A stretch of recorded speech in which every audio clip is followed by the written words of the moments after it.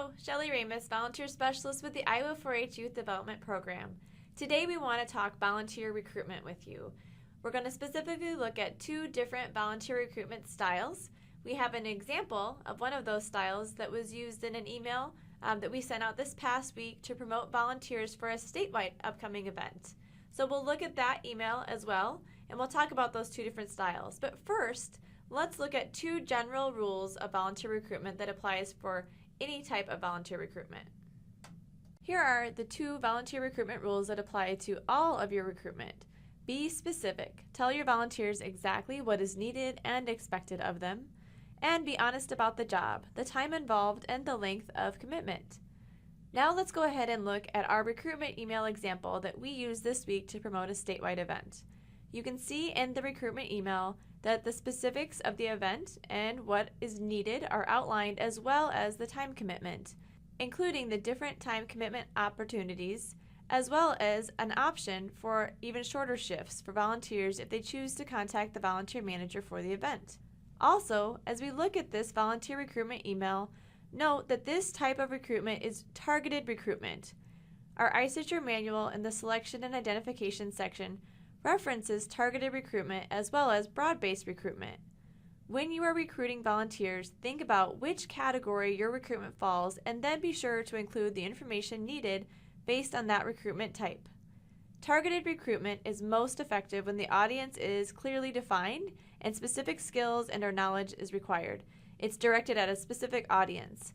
As we look at this email example, we can see that the audience is clearly defined as volunteers with a major, degree, or background in science, engineering, or technology.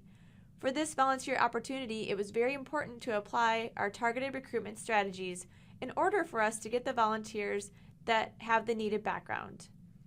For this targeted volunteer recruitment opportunity, the email was also specifically targeted to our past State Science and Technology Fair judges, as well as campus and community partners that have a connection in the STEM field, as well as other nearby colleges. We also targeted graduate students from the ISU campus, as this is an event in Ames. We also looked at certain colleges on campus, as students or staff have a specific background that relates to this event, such as our engineering colleges, the science fields, and the School of Education. So when you're using a targeted recruitment style, be sure to consider the audience that you're intended for that recruitment to go to and how you will get the information out to them. In this case, we used an email. You can use other forms of getting that information out to your potential volunteers. A broad-based recruitment style is most effective for roles that don't require specific volunteer characteristics or qualifications and targets a greater number of individuals for volunteer positions. This type of event may be a one-day event with various types of volunteer roles. Again, not as specific as a targeted recruitment need.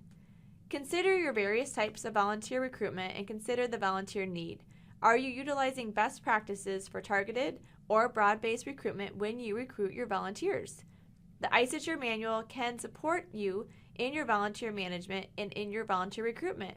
Remember, the best way to recruit volunteers is to ask them. 71% of volunteers, when asked, will say yes. It's knowing what the volunteer roles are and our needs so that we can target the right audience and make sure we're giving them the correct information and the best information in the best way possible. Thank you and have a great day.